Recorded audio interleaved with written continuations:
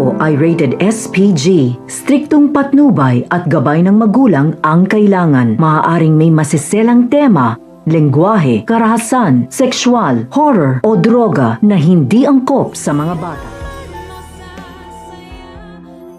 Gagawin ni Annalyn ang lahat para hindi matulad ang kanyang lolo Pepe sa kanyang ninong Cromwell. Ngunit nandyan si Doc Carlos na pipigil sa kanyang nais na makapiling ang matanda. Magagawa kaya ni Annalyn ang kanyang nais sa kanyang lolo, gayong ang gusto naman ni Doc Carlos ay tuluyang matahimik ito para sa ikakabuti ng kanilang sikreto.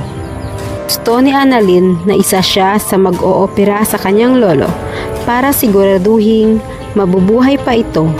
Samantalang si Doc Carlos naman ay kinakabahan dahil oras na magising ang matanda ay paniguradong malalantad na ang kanyang tunay na pagkatao. Ngunit dahil sa tawag ng tungkulin ay kailangan niyang gamutin si Don Pepe kahit labag sa kanyang kalooban.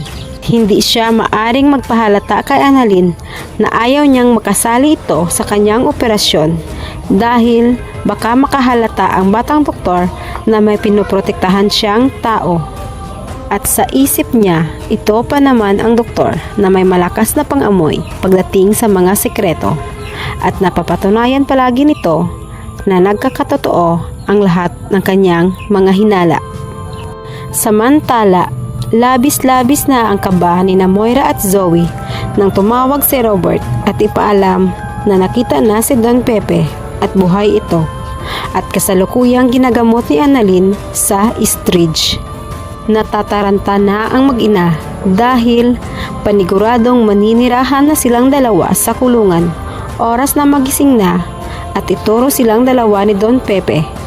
Kaya palihim nilang kinausap si Carlos na kailangang hindi na makakapagsalita pa ang matanda at paniguradong lahat sila ay malalagot. Si Moira naman ay nag-iisip na ng alibay kung paano malulusutan ang nabuking na ugnayan nila ni Balahadja. Pinatikim siya ni Giselle ng sampal nang magpakita silang dalawa ni Zoe sa hospital para kumustahin ang kalagayan ni Don Pepe. Nagpalusot na lamang ito na tinakot umano sila ni Balahadja na tutuluyan nila ang matanda pag hindi sila sumunod sa gusto ng kahamang pulis. Ngunit hindi naniwala si Giselle at sigurado na itong ipapakulong niya si Moira. At si Zoe naman, kahit mahal niya si Don Pepe, ay napadasal na sana huwag na itong magising dahil magiging katapusan na ng kanyang mundo at ng kanyang pagiging tanyag. Sa kabilang banda, napansin ni Lynette na parang iba ang pakikitungo ni Carlos kay Zoe mula nang tumawag ang babae sa kanyang asawa. At napapansin niya rin na parang hindi ito mapakali mula nang dalhin sa kanilang hospital si Don Pepe para gamutin at parang pinipigilan nito si Annalyn na tumulong sa paggamot sa kanyang lolo.